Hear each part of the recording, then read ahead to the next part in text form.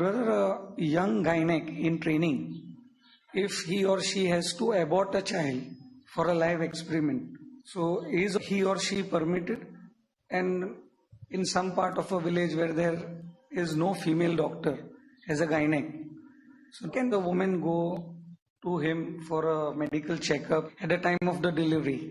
Thank you.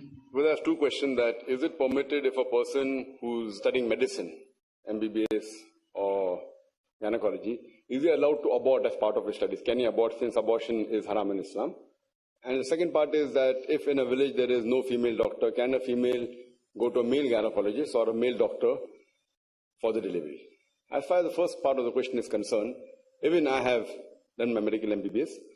So what we have to be careful that under normal circumstances, according to Islamic Sharia, abortion is prohibited if it's for family planning reasons or for personal reasons. But if it's a question of life and death, if the mother's life is in danger, that if the pregnancy continues, and if the mother's life is in danger, then abortion is permitted.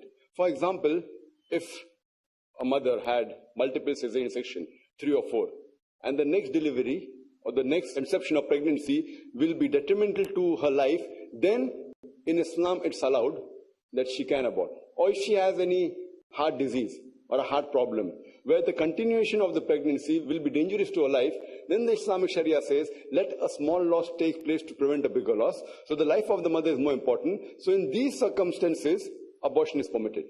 So if it's compulsory, where we have that minimum so many abortions a person should do, or so many deliveries, it is more for delivery rather than abortion, but on a higher level abortion is also required. So what I would do, that I would see case-wise, I would speak to my superior and tell that, fine, give me those cases in which Sharia permits.